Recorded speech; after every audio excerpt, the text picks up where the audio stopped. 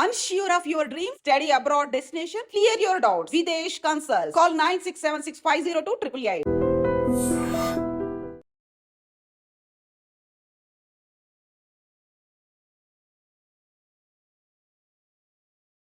Hi hello నమస్తే welcome back to iDream media. ఈరోజు మనతో ఉన్నారు సర్టిఫైడ్ ఫైనాన్షియల్ ప్లానర్ అయిన రామచంద్రమూర్తి గారు.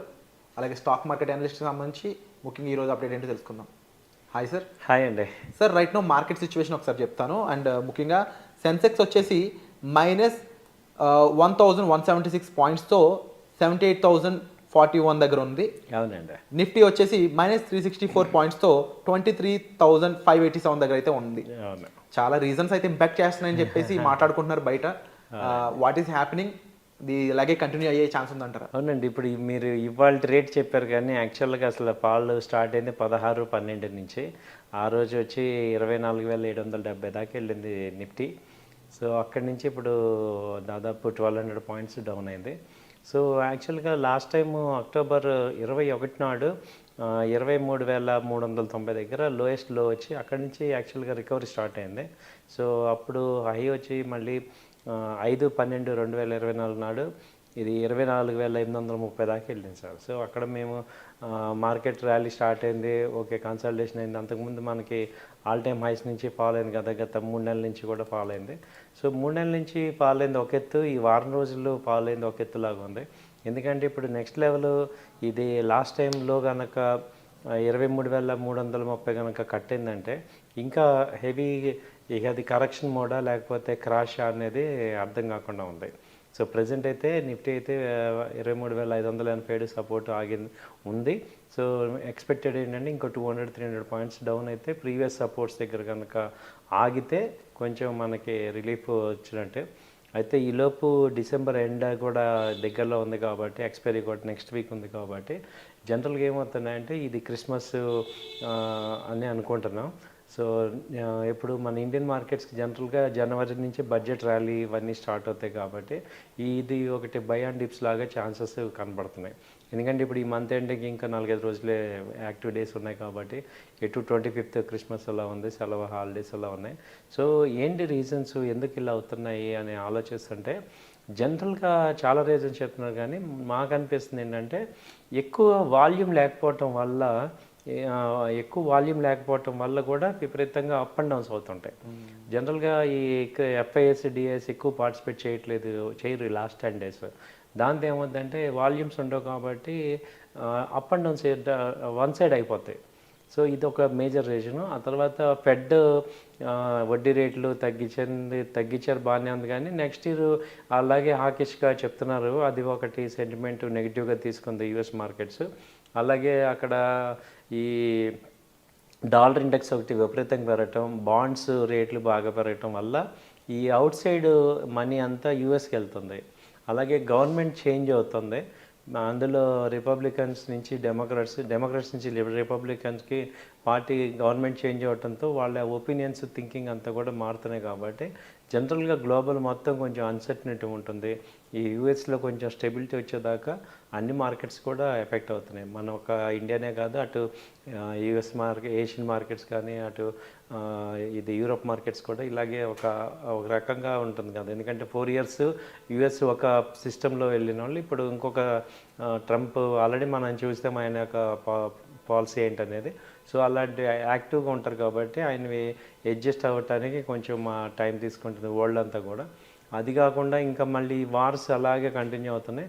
బట్ రష్యన్ మొన్న న్యూస్ ఇచ్చారు, ట్రంప్తో మేము అయ్యేటట్టు ఉంది, క్లోజ్ చేస్తామనేది. ఇవన్నీ కూడా నెక్స్ట్ ఇప్పుడు బైడెన్ గారు వెళ్ళేటప్పుడు కూడా కొన్ని కఠినమైన నిర్ణయాలు, అన్ఎక్స్పెక్టెడ్ డెసిషన్స్ తీసుకుంటున్నారు, అవన్నీ కూడా ఎఫెక్ట్ అవుతున్నాయి.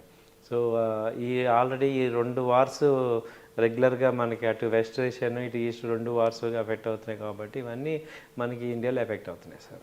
అండ్ సార్ అలాగే హై వాల్యుయేషన్స్ కానీ ఎఫ్ఐఎస్ కూడా రెజ్యూమ్ చేశారు సెల్లింగ్, అండ్ ఇలాంటి ఎన్నో రీజన్స్ ఉంటా ఉన్నాయి. మీరు చెప్పండి సార్. అండ్ మీరు అంటూ ఉంటారు కదా ఒక్కొక్కసారి విరాట్ మార్కెట్లో ఈవెంట్స్ ఉన్నాయనే ఇలా జరుగుతుందని కాదు, ఒక్కొక్కసారి అన్ప్రెడిక్టబుల్ గానే ఉంటుంది సిచ్యువేషన్ అనేది, దానికి రీజన్స్ కూడా ఉండవు అని అంటూ ఉంటారు కదా. సో ఎలా అంటే మీరు చేసే రీసెర్చ్ అనాలిసిస్ ఎక్కువ మంది చేయలేరు, మీకు ఎలా అనిపిస్తుంటుంది? ఇవి ముందు ప్రిడిక్ట్ చేస్తున్నప్పుడు మీకు ఎలా ఫీలింగ్ ఉంటుంది? అంటే ఒకటి సార్, ఇది షార్ట్ టర్మ్ పాయింట్ ఆఫ్ వ్యూలో మనం ఎఫెక్ట్ ట్రేడర్స్ కూడా డైరెక్షన్ తెలిస్తే ఎఫెక్ట్ ఉండదు, ఇన్వెస్టర్స్కి ఎటు ఎఫెక్ట్ ఉండదు. ఎందుకంటే లాంగ్ టర్మ్ పాయింట్ ఆఫ్ వ్యూలో చూసుకుంటే ఇట్ ఈస్ నెగ్లిజిబుల్. సో బాగా ఎఫెక్ట్ అయ్యేది ఎవరంటే అటు ట్రేడర్స్ కాకుండా ఇటు ఇన్వెస్టర్స్ కాకుండా మీడియంగా ఉంటారు చూడండి, వాళ్ళు ఎఫెక్ట్ అవుతారు. తర్వాత ఆప్షన్స్ చేసేవాళ్ళు, ఫ్యూచర్స్ చేసేవాళ్ళు, ఇండెక్స్ డైలీ ఆప్షన్ చేసే వాళ్ళు ఎఫెక్ట్ అవుతారు. సో వాళ్ళందరికీ మేము రెగ్యులర్ చెప్పేది ఆ నాలెడ్జ్ పెంచుకోవటం వల్లే మనం ఇందులో మార్కెట్లో సస్టైన్ అవుతాం. సో వాళ్ళని ఏంటంటే ఇది ఒక పెద్ద సముద్రం, ఇది ఏం లేకుండానే తుఫాన్లు ఇవన్నీ వస్తూ ఉంటాయి. కాబట్టి స్టాక్ మార్కెట్ అనేది అన్సర్టనిటీ దీన్ని మనం యాక్సెప్ట్ చేసి దీన్ని ఎలా డీల్ చేయాలనేది మనం నేర్చుకోవాలి. ఇప్పుడు ఇవాళ ట్రంప్ ఎఫెక్ట్ అవ్వచ్చు, రేపు ఇంకోటి అవ్వచ్చు, ఎల్లుండి ఇంకోటి అవ్వచ్చు, ఏదో ఒకటి జరుగుతూనే ఉంటాయి. ఎవ్రీ మంత్ మినిమం 3 days ఇలాంటి రోజులు ఉంటాయి సార్. అలాగే 1 year చూసుకుంటే మేము చూసిన 1 yearలో కనీసం ఒక 20 రోజులు ఇలాంటి బ్లాక్ డేస్ ఉంటాయి. బట్ ఓవరాల్గా చూస్తే ఏమైంది, మనం ఇప్పుడు లాస్ట్ 3 years నుంచి చూసుకుంటే 3 years బ్యాక్ ఉన్న సెన్సెక్స్కి ఇవాళ సెన్సెక్స్ ఎప్పుడు హై అవుతూనే ఉంటుంది. సో ఈ ఎక్కువ ఎఫెక్ట్ అయితే ఈ షార్ట్ టర్మ్గా ట్రేడ్ చేసే వాళ్ళందరికీ ఎక్కువ ఎఫెక్ట్ అవుతుంటాయి ఈ చేంజెస్. అండ్ సార్ ఎక్కువ మందికి ట్రేడింగ్ ముఖ్యంగా F&Oలు అవన్నీ కూడా ఇలాంటి టైంలో రిస్క్ అనే చెప్పొచ్చు. బట్ ప్రతి ఒక్కరికి ఒక రైట్ ఫైనాన్షియల్ ప్లానింగ్ అనేది చాలా ఇంపార్టెంట్. ఆ ఇన్వెస్ట్మెంట్స్ పరంగా అది ఇంకా ఇంపార్టెంట్. ఎక్కువ మన దాంట్లో ఏంటంటే ముందు ఖర్చులు, తర్వాత సేవింగ్స్, ఆ తర్వాత మిగిలిన ఇన్వెస్ట్మెంట్స్ అని చూస్తాం. ఆ ప్యాటర్న్ అనేది మారాల్సి ఉంటుంది. అండ్ ముఖ్యంగా మార్కెట్స్ ఇలా ఉన్న టైంలో యాజ్ ఎ ఫైనాన్షియల్ ప్లానర్గా and as a senior research అనలిస్ట్గా మీ హెల్ప్ అనేది ఏ విధంగా ఉంటుంది? మిమ్మల్ని రీచ్ అవుట్ అవ్వడం ద్వారా what are the differences?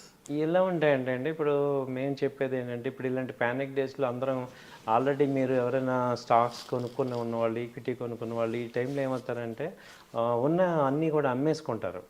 So అలా ఎప్పుడు చేయొద్దు. ఆల్రెడీ ఉన్న స్టాక్స్ని ఉంచుకోండి. అది క్వాలిటీ స్టాక్స్ అనేది మీకు అర్థమైనప్పుడు ఉంచుకోండి. అలా కాకుండా ఇప్పుడు నేను అన్క్వాలిటీ స్టాక్స్ కనుక తీసుకుని ఉంటే ఇప్పుడు ఇలాంటి వాటిల్లో ఏమవుతుందంటే అక్కడ వాటి నుంచి ఎగ్జిట్ అయ్యి మంచి క్వాలిటీ స్టాక్స్లోకి ఎంటర్ అవ్వచ్చు. సో కొన్ని మంచి కంపెనీస్ అవి తక్కువ రేట్లో ఉన్నప్పుడు ఈ కంపెనీస్ ఫాస్ట్గా మూవ్ అవుతాయి కాబట్టి అలా షిఫ్ట్ అవ్వాలి, పోర్ట్ఫోలియోని షిఫ్ట్ చేసుకోవటం. ఇలాంటివి మీరు చేసుకునేటప్పుడు మా హెల్ప్ తీసుకోవచ్చు. అంటే ఇప్పుడు డెడ్ స్టాక్స్ ఉంటాయి కొన్ని, ఆ డెడ్ స్టాక్స్ నుంచి షిఫ్ట్ అవడానికి మనకి మంచి వాళ్ళకి వస్తాయి. అలాగే ఫ్రెష్గా ఉండే వాళ్ళకి మంచి కంపెనీస్ ఏమున్నాయి సార్ ఈ పాల్లో అనేది మనం రికమెండేషన్ చేయడానికి అడ్వాంటేజ్ ఉంటుంది. సో ఏదైనా ఏంటంటే మనం ఈ మార్కెట్లో ఒక మెంటర్షిప్ లాగా ఉన్న వాళ్ళ దగ్గర నుంచి మీరు అడ్వైస్ తీసుకోవటం ద్వారా మీరు ఇలాంటి మిస్టేక్స్ జరగకుండా ఫాస్ట్గా గ్రో అవుతాం. ఇది మన అడ్వాంటేజ్. అండ్ తప్పకుండా స్టాక్ మార్కెట్లో మనీ ఎర్న్ చేయడం కంటే ముందు నష్టపోకుండా ఉండడం ఎలాగో అనేది తెలుసుకోవడం చాలా ఇంపార్టెంట్. అలా తెలుసుకోవాలనుకుంటే ఒక సీనియర్ ప్రొఫెషనల్ ద్వారానే మీకు అది పాసిబిలిటీ ఉంటుంది. సో అలాంటి విషయాల్లో రామచంద్రమూర్తి గారికి ఎంతో ఎక్స్పీరియన్స్ ఉంది. రైట్ స్టాక్ని ఎంచుకోవడం అయి ఉండొచ్చు, మీ ఫైనాన్షియల్స్ని మేనేజ్ చేసుకోవడం అయి ఉండొచ్చు, మీ యొక్క గోల్ సెట్టింగ్కి ఎటువంటి ఫైనాన్షియల్ ప్లానింగ్ చేసుకోవాలని ఉండొచ్చు.